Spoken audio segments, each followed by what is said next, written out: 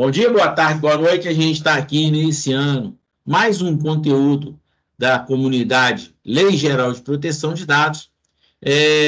A nossa proposta nesse período agora é falar sobre o primeiro cliente e a necessidade no primeiro cliente de criar uma parte da gente que é técnico de ser comercial. E ser comercial é algo diferente na vida de quem é técnico, de quem é advogado, de quem é TI. Porque eu acho até que também quem é RH, essas três funções que são fundamentais na adequação de qualquer Lei Geral de Proteção de Dados, ou seja, que vai cuidar da gestão de informação, que vai cuidar dessa camada de segurança e privacidade, envolve pessoas que são muito técnicas, pessoas que estão lendo lei, pessoas que estão lendo processos, pessoas que estão adequando contratos, conversando com pessoas para que elas assinem as políticas, ou definindo políticas, né?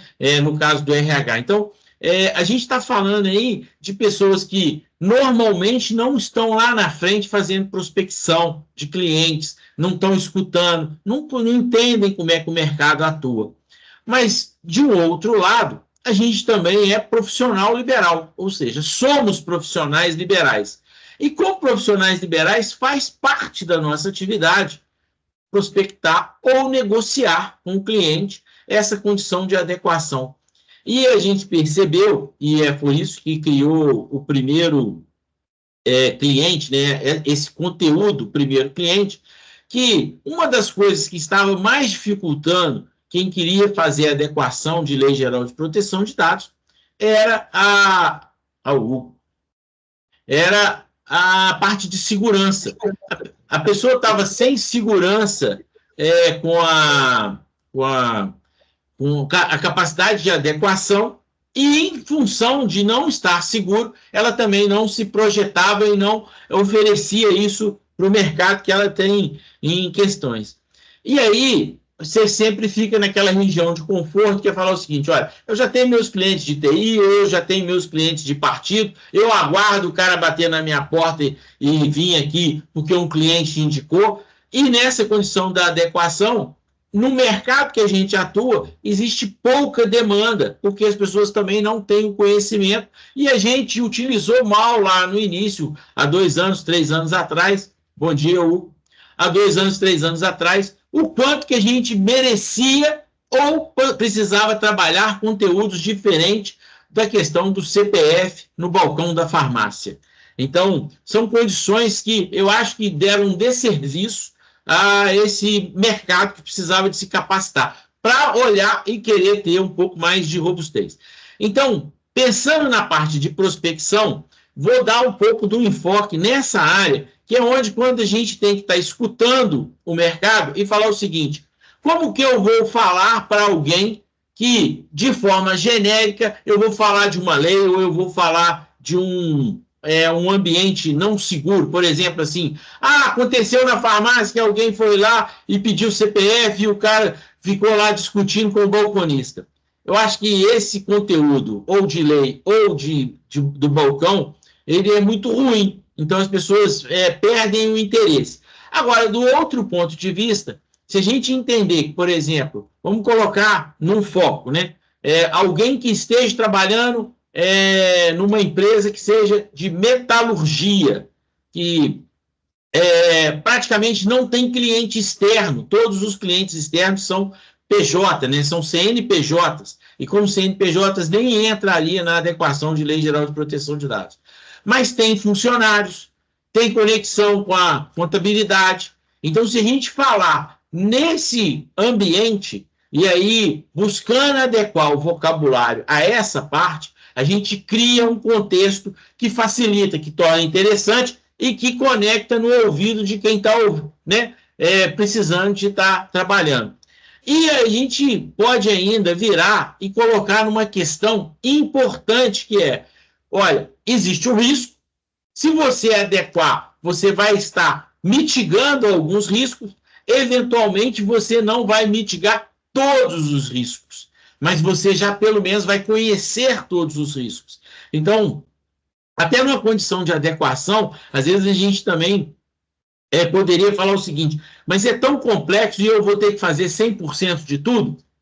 A gente também está entendendo que, na realidade, você pode identificar, colocar as ressalvas e seguir à frente, porque a versão 1 você pode estar entregando, ok, e a versão 2 você pode eventualmente melhorar o que aconteceu na versão 1. Isso faz parte da ISO, isso faz parte de todos esses processos que são continuados ao longo da vida de uma empresa que precisa de estar preocupada em fazer, no mínimo, a gestão de contratos. E aí, essa é uma parte que, normalmente, os advogados têm maior prática, maior domínio, e as empresas quase nada. Então, empresas robustas, empresas com 15 anos, 20 anos, eventualmente não têm contrato formal com os funcionários, não tem contrato formal com os prestadores de serviço, ou seja, ela faz no fio do bigode e somente quando está numa pendência jurídica que ela vai falar o seguinte, olha, como falta agora ter tido um contrato e eu poder discutir as responsabilidades que estavam lá no contrato. Então, eventualmente, a gente pode estar melhorando as empresas, melhorando os processos, e é isso que a adequação nessa parte de segurança opera. Então, a gente está melhorando os processos e a gente tem que adequar o vocabulário àquele lugar que a gente está colocando, né? E aí é bom que a gente fale isso também para aqueles que a gente está mentorando, porque eventualmente alguém é professor, alguém está influenciando aí uma quantidade de pessoas, de alunos, de aprendizes, de pessoas que ainda não fizeram uma adequação, mas querem fazer. E uma das questões que a gente precisa de se policiar é de, em vez de trabalhar na questão de ser muito precioso no detalhe, a gente virar e falar o seguinte, olha, se a gente documentar, já fez uma parte da adequação, se a gente fizer a referência e os alertas corretos, a gente pode seguir e que numa versão posterior a empresa pode estar um pouco mais madura e ela venha fazer isso. Hoje, a gente tinha o Everton como protagonista aqui na nossa live, que falaria, né, sobre essa parte de prospecção. Eu fiz a abertura porque eu acho que a gente, toda quinta-feira, tem que ter um conteúdo, e esse conteúdo é um negócio que tem movimentado muito todos os conteúdos que eu tenho feito com relação à comunidade, para falar de prospecção, para falar de marketing digital, de gerar conteúdo no LinkedIn, criar artigos que facilitem as pessoas a entenderem aquilo que a gente está colocando. Então, isso pode ser um exemplo a ser feito de prospecção. E eu entendo aqui que tem pessoas que têm essa capacidade de influenciar, porque são professores e podem estar administrando isso com os alunos, tornando essa condição da Lei Geral de Proteção de Dados algo mais amigável e não tão hard como a princípio deveria ser, foi colocada, né? Porque a cada vez que a gente aprende um pouquinho mais, é como se a gente estivesse afundando dentro de um buraco abismal. E aí a gente fala assim, eu não consigo ver o fundo desse buraco, e aí eu praticamente não vou ter capacidade de realizar. Mas na realidade não é isso, né? A gente precisa só de estar tomando atitudes corretas. E aí estou abrindo aqui agora para a gente fazer um debate, penso que talvez até a gente tenha uma reunião mais curta no dia de hoje. E aqui eu estou vendo que o Hugo, que é professor, né, está aqui, eventualmente ele pode exemplificar isso, como é que isso na academia está sendo tratado. Isso aí. Bom dia, Pedro. Bom dia. Bom dia, Lucas. Pois é, né, Pedrinho? A gente vem batalhando com isso daí, nessa questão da prospecção, né, da Lei Geral de Proteção de Dados. É um tema, em tese, recente, né, principalmente nas faculdades, que procuram agora adaptar ao currículo a questão do direito digital.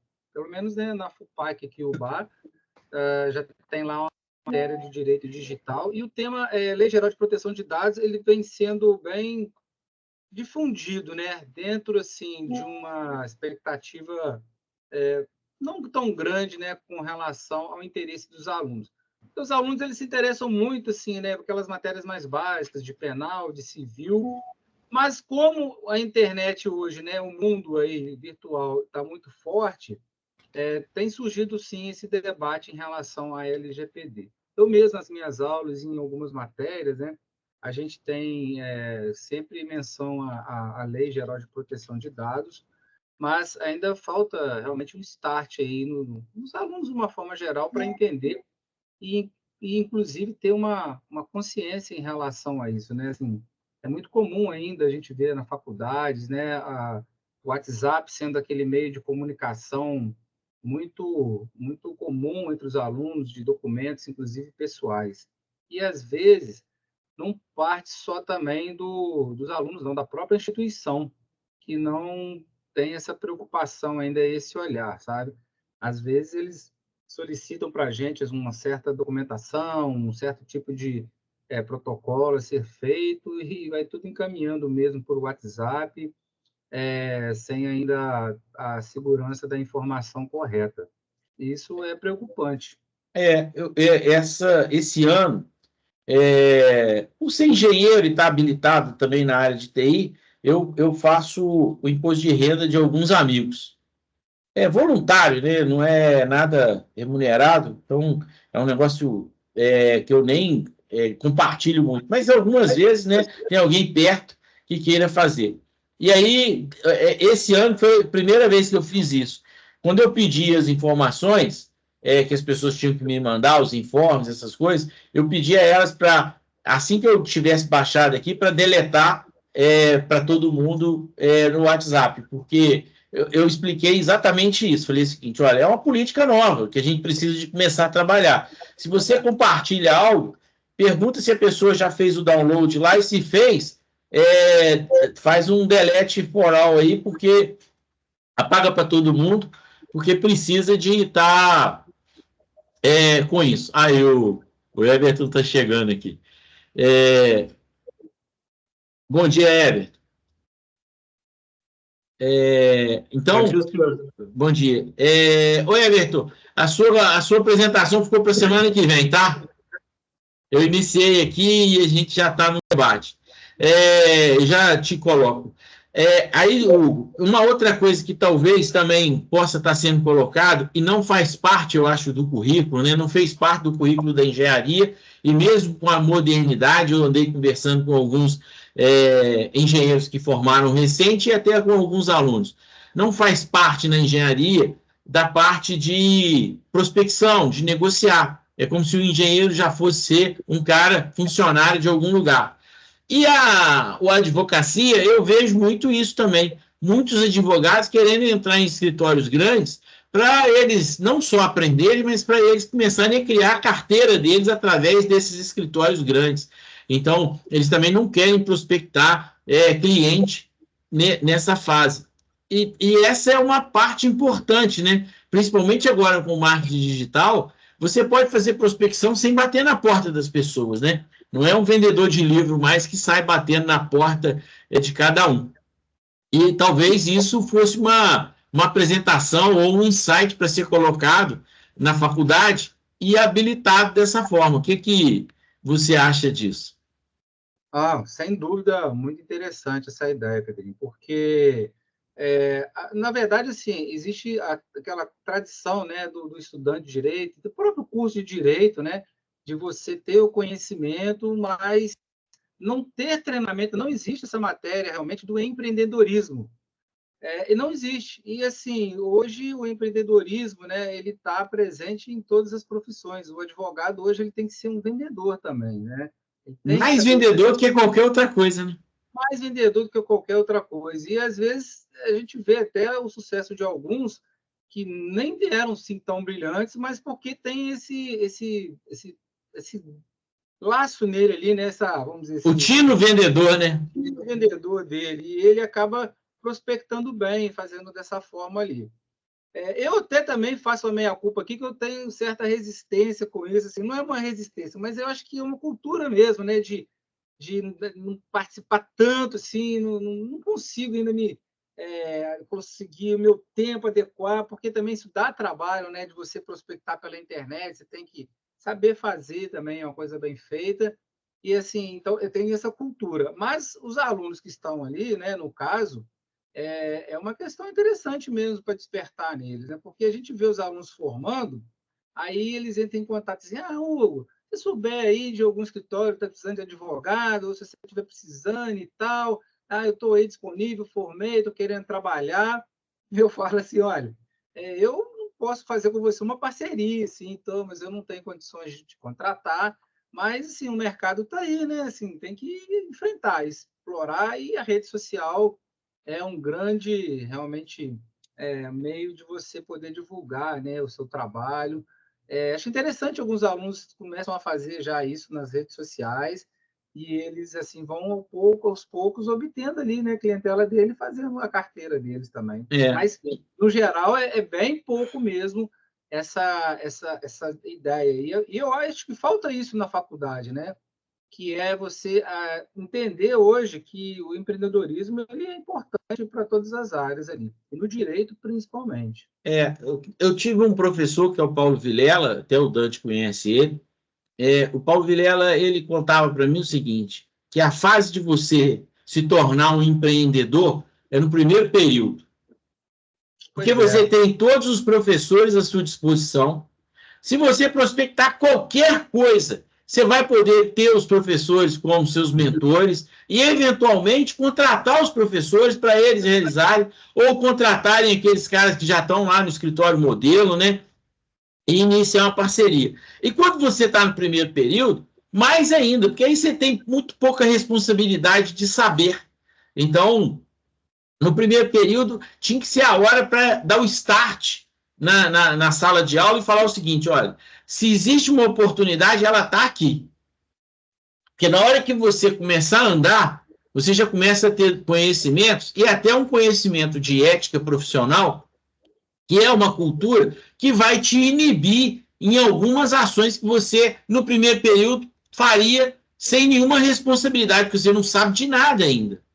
Então, o primeiro período seria o ideal para qualquer graduação que a pessoa for utilizar, né? Que ela for ser um profissional liberal, e a graduação ela é de formadores de profissionais liberais, para que ele tivesse essa iniciativa.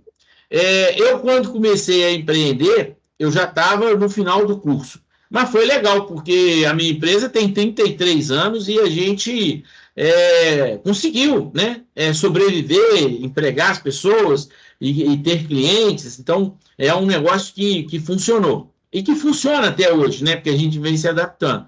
E é até essa capacidade de se adaptar. E uma das coisas que a gente tem falado muito aqui também, que é a questão do LinkedIn, que às vezes a gente vira e fala o seguinte: a rede social tem uma rede de fotografias, né? Uma rede de brincadeiras, e às vezes o profissional ele não quer interagir de uma forma divertida. No LinkedIn é um lugar mais formal, é um lugar de fazer network, e que a gente precisa de entender que quando você pode ser interessante, ou seja, você não tem interesse de pedir, você não está naquela, igual você acabou de dizer, o cara formou, aí é a hora que ele vai falar o seguinte: agora eu tenho que trabalhar como advogado, mas ele já podia estar trabalhando na época que ele era quase que um aprendiz. E aí ele ia falar o seguinte: olha, eu vim aqui só para me colocar minha força de trabalho.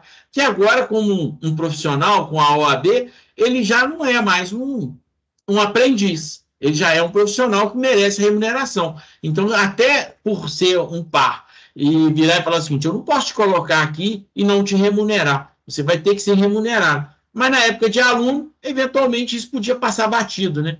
Então, facilitaria o processo, né? Então, tudo isso eu acho que tem a ver. Entender essa fase da academia, né, da graduação, e entender como gerar conteúdo escrevendo artigos no LinkedIn, que também faz parte, né?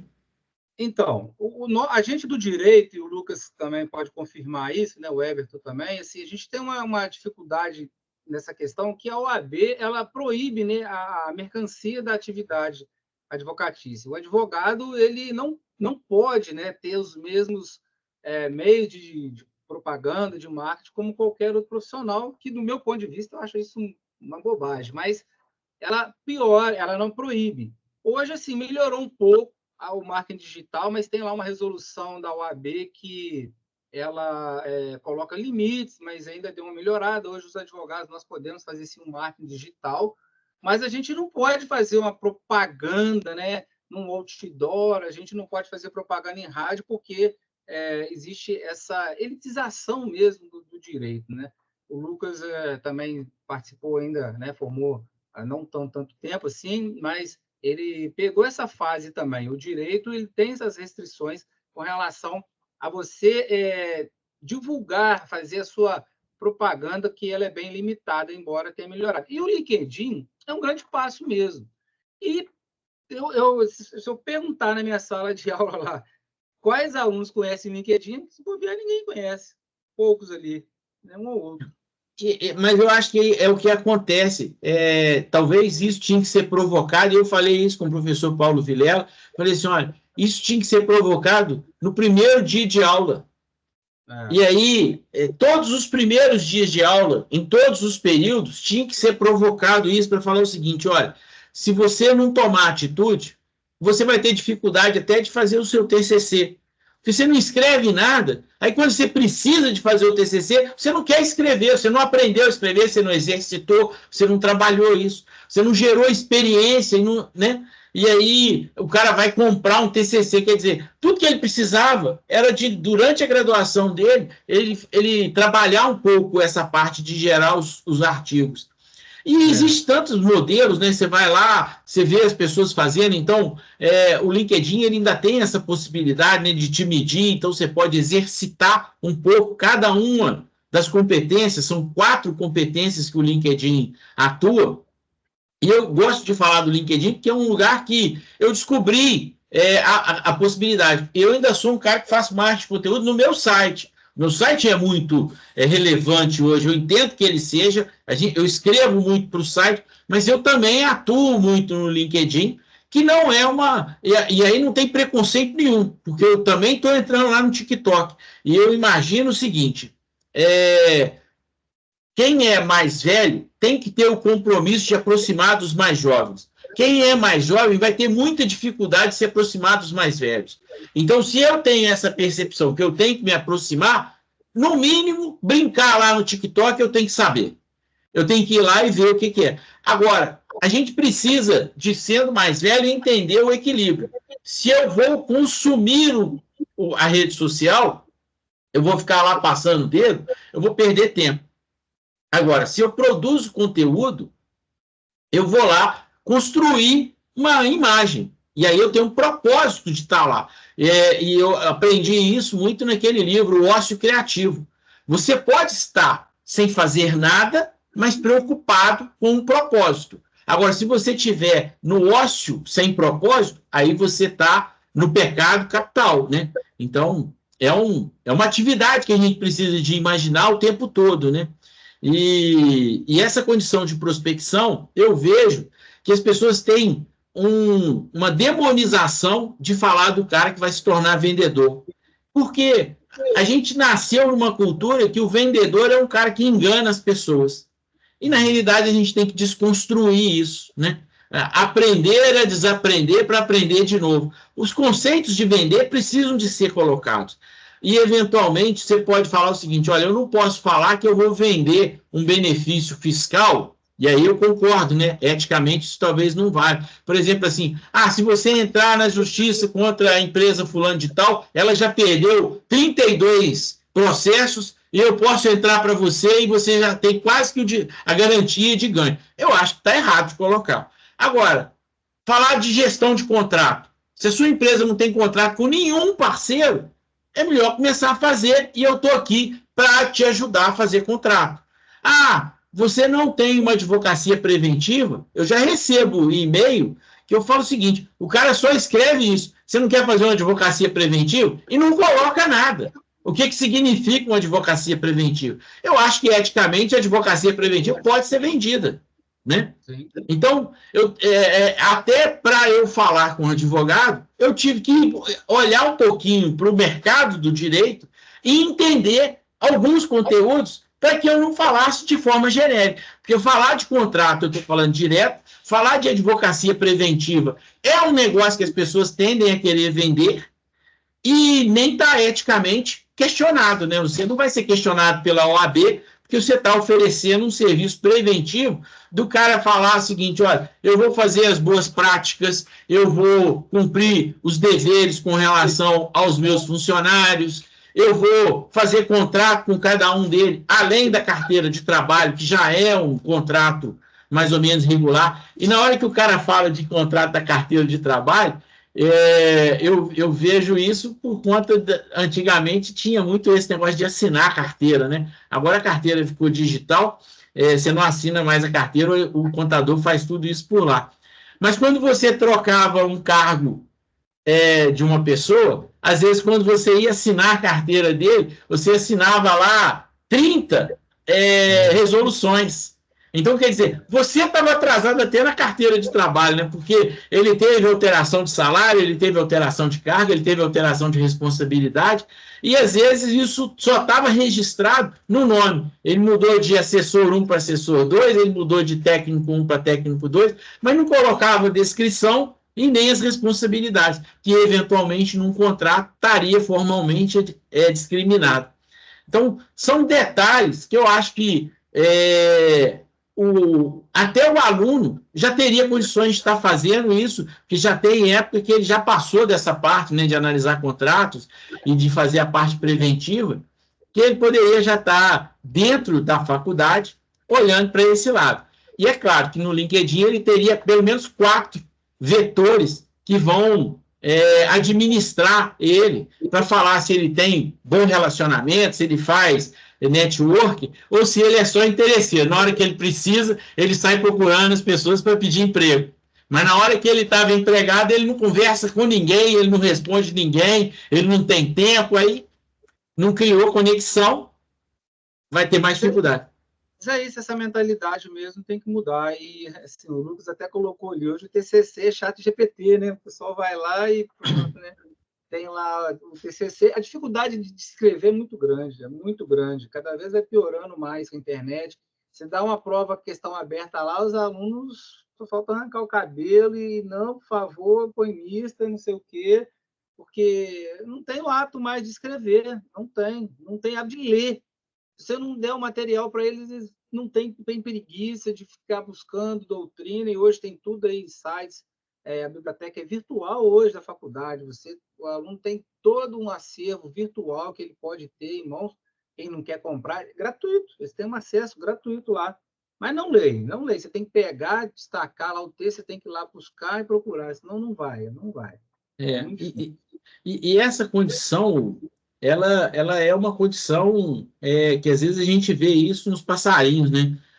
O pai e a mãe tem que ir lá buscar o alimento, coloca no bico e regurgita lá no passarinho, né? E parece que os alunos, eles querem isso, eles falam assim, eu já preciso disso degustado, né? Digerido. Eu não quero nem ter o trabalho de mastigar. Mas a gente podia provocar, entendeu? Eu acho que talvez a gente que está perto aqui, não sei se isso cabe, mas criar uma mesa redonda lá dentro da escola, discutir um pouco mais, ou na primeira aula, né, abrir para um profissional que venha falar de marketing digital ou que venha falar do LinkedIn, pode criar uma conexão e tornar, né, esse insight uma semente que alguém vai lá e vai falar o seguinte, olha, tem a ver isso daqui, vou caminhar, vou gastar um tempo, vou investir um tempo para me melhorar e eu, quando formar, já está um pouco melhor do que o cara que está saindo sem saber nada, né? Então, isso é uma ideia boa mesmo. Vou dar essa ideia lá para a professora Patrícia lá, quem sabe na jornada jurídica você vai lá dar uma palestra dessa aí para os alunos, uma coisa diferente, eu acho que vai ser até interessante. Coisa... E é claro, né, que a gente pode fazer isso presencial, mas pode criar isso também, virar e falar o seguinte, olha, vamos fazer uma agenda e aí une as faculdades de Direito e faz um negócio... Sábados letivos que, às vezes, precisam de temas, de palestras diferentes também, que é feito online, sabe? Esses sábados letivos, assim. É uma ideia mesmo, Pedrinho. É uma boa ideia. Eu preciso lá. Porque como a gente vem otimizando o nosso tempo, né, eu acho que justifica a gente estar falando disso, e eu acho que essa é uma parte que às vezes a gente, muito focado na Lei Geral de Proteção de Dados, e aí a gente leva o tema para aquelas pessoas que falam assim, é só juristas que vão. Você vê que a gente tem pouco TI no nosso negócio e pouco administrador no nosso negócio. A gente precisava que outros administradores pensassem dentro da empresa dele como que vai tornar a gestão da informação um pouco mais robusta, como que vai gerenciar os contratos. A gente está vivendo um cliente que não tem contrato. E aí, eu acho que essa realidade é uma realidade que deve ser muito comum para as empresas, né?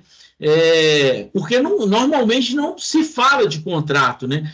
E aí o cara fala, um dia o Lucas falou para mim assim, não, Pedrinho, mas a carteira de trabalho é um contrato. Aí eu fui lembrar disso, tá? No dia eu não tive o insight, mas eu lembro de estar assinando carteira de trabalho que tinha 10, 15 itens lá para atualizar. Aí eu falei assim, por que a gente está fazendo isso? Ah, porque o cara teve que tirar uma licença e eu precisei de registrar isso de forma formal, aí nós vamos aproveitar e vamos atualizar toda a carteira dele. Agora o contador resolve isso lá de forma online, né? A carteira está toda digital, né? Não tem mais essa informação física. A carteira de trabalho é um contrato, um contrato de trabalho, mas não supre a necessidade de um contrato de trabalho disciplinando aquela relação trabalhista. No mundo ideal, seria interessante um contrato. Aí, disciplina melhor, né? Não, até por conta das regras, né? Você vira e fala assim, lá na carteira de trabalho, você eventualmente coloca, ele está ocupando agora o cargo tal, com salário tal. Mas não fala o horário de trabalho, não fala as regras, não fala as conformidades, não fala os requisitos que ele precisou de adquirir para ele estar naquela função. Então, quer dizer, o contrato cria uma transparência maior sobre o processo, né? Com certeza. E nas regras, né, que detalhadas que não estão na carteira de trabalho, né? Então é importante também ter o contrato ali. É bem interessante. E essa parte, ela traz essa condição, o medo de se tornar vendedor. Porque todo mundo que quer ser vendedor vai ter que aprender um pouco dessas regras que a gente acabou de dizer aqui. Porque toda venda tem um contrato, todo contrato tem regras que vão ter que ser planejadas antes, né, para poder serem cumpridas. Então, são detalhes que são inerentes, né? A gente precisa de ter um advogado a tiracolo para ajudar, né? Exatamente. Mas é uma cultura mesmo do direito, assim, essa questão, né? Com os mais novos, talvez não, né? Tenham mais aceitação, mais facilidade nisso aí. Mas, né, a gente mais antigo aí, os advogados mais antigos, essa cultura mesmo de ser vendedor. Outro dia a gente estava conversando isso lá na sala dos professores, né? Um professor falou, advogado hoje tem que ser vendedor. Eu falei, é mesmo, tem que vender mesmo, tem que divulgar, tem que, né, ir atrás, prospectar, e, assim, é uma mudança de mentalidade total. Tem um advogado que falou comigo que ele está abrindo mão de fazer processos que vão à frente do juiz, porque toda vez que ele vai na frente do juiz, ele está indo para uma coisa que é sem expectativa de resultado. Então, ele fala o seguinte, qualquer coisa que saiu daqui do meu escritório, que eu vou fazer a moderação e que eu tenho que ir para lá, eu vou sem prazer nenhum, sem motivação nenhuma, sabendo que não vai andar para lado nenhum. Assim, o ideal hoje, eu também procuro fazer isso, essa questão mais extrajudicial, né? Resolver de forma extrajudicial, porque cair no judiciário é uma demora, você não sabe o resultado, quando vem, causa uma frustração muito grande, muito para as partes também, mas tem coisas que não tem como fugir, né? O litígio ele está aí presente e aí você tem que encarar, mas de fato a advocacia extrajudicial, principalmente assim, essas questões hoje que são possíveis, né? Via cartório, que você faz uso capião, você faz inventário, divórcios, tem sido bastante difundido isso aí, né? E nessa parte de uso capião, também não tem nenhum problema ético de você compartilhar, né? Compartilhar, como assim que você fala? De você divulgar. Não tem, não. Porque, agora, quando a gente fala de uso campeão, é um negócio que também, embora não tenha morosidade jurídica, ela tem uma morosidade, né? Tem, mas é muito mais rápido extrajudicial do que judicial. Então, a pessoa fica muito mais satisfeita com o trabalho. É caro, é custoso, mas tem. Hoje está sendo possível a execução extrajudicial, de você fazer uma execução extrajudicial. Agora tem resolução recente do CNJ dessa possibilidade de algumas... os bancos, né, eles podem fazer execução dos contratos lá imobiliários de forma extrajudicial agora também. Então, Mas tem que ter dos dois lados um acordo, né? Não, tem uma legislação agora que permite fazer execução extrajudicial, tá, de bens imóveis financiados. É uma lei recente até desse ano, se não me engano, e existe essa possibilidade. Então, eles estão abrindo bastante o leque assim, no campo do cartório fazer essas funções extrajudiciais. Só que aquela coisa, as partes querem entrar na justiça, né? Assim, eu vejo muito essa realidade e não querem pagar custas. Gratuidade e justiça. Às vezes consegue, hoje estão mais rigorosos, mas às vezes consegue. Entretanto, quando você vai fazer um procedimento extrajudicial, tem custo, né? Os cartórios cobram. Você vai alegar a declaração de pobreza lá, gratuidade, há uma resistência, aí atrasa o processo todo. Mas é muito mais efetivo, muito mais rápido. Eu não falo inventário comigo judicial, eu falo, fazer extrajudicial. Hugo, eu tenho um case, a minha sala lá em Juiz de Fora, onde a Indica tem a sede, a pessoa que me vendeu, ela não tinha certidão negativa para transferir a escritura. E aí eu tive que fazer um processo. Eu demorei 3 anos e meio, mais ou menos. Mas toda vez que eu ficava perturbando o meu advogado, né? E toda vez que eu via lá que estava parado por algum motivo, eu dava jeito de dar jeito e ficava aguardando o processo andar. E eu não pedi o atestado de pobreza, né? Eu assumi que eu pagaria as custas do cartório, mas a juíza, eu acho que depois de 3 anos e meio, na hora que ela foi lá declarar que o imóvel era meu, que eu podia passar a escritura, ela colocou o valor que deveria ser do imóvel e colocou que eu não iria pagar as custas do cartório. E aí eu fui feliz da vida ainda, sem pagar o ITBI, sem pagar as taxas, né, notoriais lá em Juiz de Fora. Então, eu fiquei quase uns 10 anos sem ter a escritura da minha sala, depois entrei com o uso campeão e em 3 anos estava lá. Então, quer dizer, são detalhes que às vezes a gente olha para o jurídico e fala o seguinte, tem que estar sempre na frente de um juiz. Sempre que você estiver na frente de um juiz, você está numa atividade cara, né? Porque o juiz é caro, o oficial de justiça é caro, aquela estrutura é cara. Agora, quando você sai daquilo ali e vai resolver, você não dependeu nem de um terceiro decidir por você. Então, e a gente ainda, quando está falando de Lei Geral de Proteção de Dados, a gente está falando de algo que nem foi para lá ainda. Ela é só preventiva, né? Ela é uma ação muito preventiva. Então, a gente só precisa de aprender a vender isso para que a coisa aconteça. E essa talvez seja uma condição. Eu não sei se esse apelo que foi o primeiro cliente, o primeiro contrato, foi uma chave, foi um gatilho bom. Talvez a gente tenha que refazer essa fala e virar e falar assim, nós vamos fazer uma mentoria para adquirir o primeiro cliente. Talvez isso tenha mais atratividade, né? Então, e a gente tem que ir melhorando, né? Até como a gente fala também da adequação de Lei Geral de Proteção de Dados, como é que a gente melhora os processos das empresas, a gente tem que melhorar aqui os processos de prospecção também da comunidade. Porque a gente também não está prospectando para ganhar dinheiro, a gente está querendo que o mercado evolua. E se tiver oportunidade, que bom que a gente possa estar nela, né?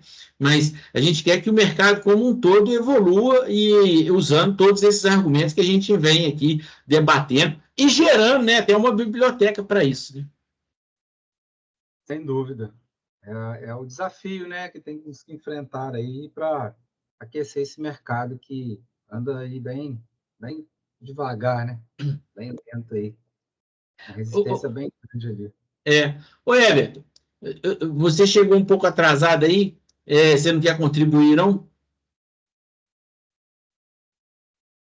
Rapaz, vocês trouxeram aí inúmeros assuntos aí. O Hugo expôs muito bem ali essa parte da advocacia, né? A parte comercial da advocacia ali, que a gente tem essa limitação. E, e assim, pelo menos aqui na regional a que eu pertenço, né, já aconteceu alguns casos de processos éticos por o advogado financiar a plaquinha de nome de rua. Aí a plaquinha pequenininha, 20 por 25 ali, bem pequenininha, que fica no canto da rua. Aí na parte de baixo está lá o nome do advogado. E isso cair lá no Tribunal de Ética. E aí o cara se sentiu enrolado. Tudo bem, assim, que em alguns casos, quando é de menor proporção, né, no Tribunal de Ética passa desapercebido ali, vida que segue, né? Mas já houve casos aí de advogado colocar o nome na parte de trás do ônibus circular, né? E isso deu ruim pra caramba. Então, assim, a gente vê essa dificuldade, principalmente da área da advocacia, em desenvolver mercado, né, sem o marketing.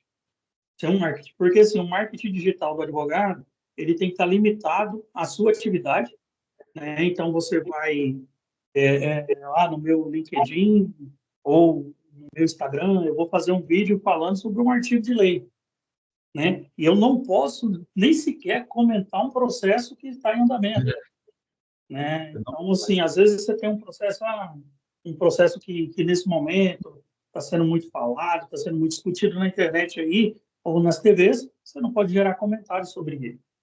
Então, assim, você tem uma limitação.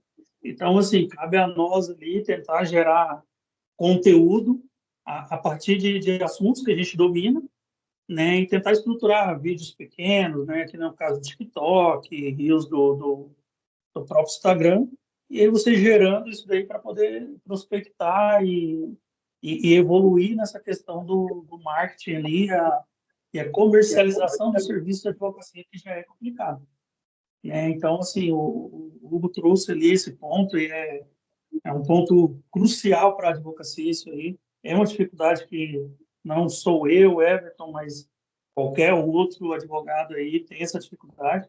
Obviamente que aqueles mais antigos, ele não tem essa dificuldade porque ele já vem de um berço que ele vai na porta, na casa do cliente, ele é o cara que está andando, é o cara que circula muito, e aí ele tem essa pegada de ter contato mais próximo com os clientes dele. Mas, assim, quem está entrando na advocacia, né, tem que entrar já nesse mundo digital, tem que entrar nessa pegada aí de divulgar serviço, divulgar conteúdo para poder prospectar na internet e aí conseguir seus clientes, né? Porque é difícil. Realmente é algo bem complexo. O Zé Tó é um cara que tem feito bonitinho o dever de casa nessa parte de vídeos, né? Sim, sim. Eu Sim, sigo ele. tem bastante conteúdo, cara. É.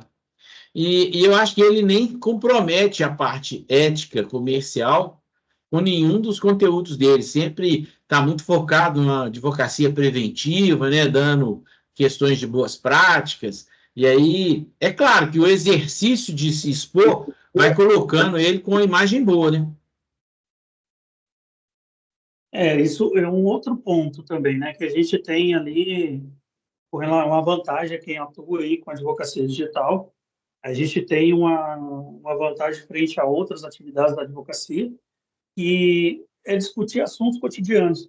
Então, a gente não vai levar processo, não vai conversar sobre processos, vai conversar sobre o que a gente vê no dia a dia, ataque cibernético, risco de privacidade, risco de vazamento de dados. Se a gente, por exemplo, comentar um vazamento de dados de uma empresa como a Renner aconteceu, não influencia na ética do profissional de advocacia, porque você está ligado em uma outra seara, você está falando de mundo digital, está falando do mundo da internet. Então, assim, você foge dessa seara do mundo jurídico.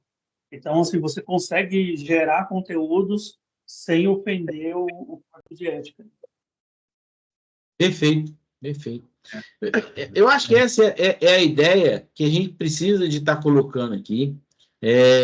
Talvez a gente trocar nós vamos ter que passar por um recesso agora de uns 15 dias, porque eu vou estar viajando, mas eu vou estar pensando nessa questão da monitoria, e aí eu vou habilitar, né? Eu vou estar conversando com você e com o Dante essa questão, para que a gente comece a capacitar alguns monitores e, às vezes, as pessoas que queiram ser monitoradas, né, ou mentoradas para essa parte de conquistar o primeiro cliente. Criando, não um contexto técnico, né, que é o que a gente falou aqui muito hoje, mas um contexto de marketing digital, de prospecção, de identificar e trabalhar um perfil ou um mercado, né?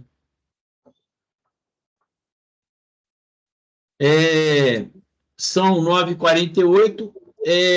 Acho que a gente trouxe aqui um conteúdo legal e algumas propostas, né, para a gente eventualmente estar fazendo aí algo junto, né? A gente está aqui ligado, eu, você, o Lucas, né? Para que a gente possa estar levando, né, um conteúdo diferente e que a gente possa estar utilizando isso. Às vezes até usando a própria OAB para conectar também e criar uma condição. Mas que a gente vai precisar de trazer outros profissionais também ligados à administração e TI, é também um fato relevante isso aqui. A gente vai precisar de capacitar e buscar esses profissionais. Com certeza, é um caminho, não tem que fugir disso, né? É isso mesmo.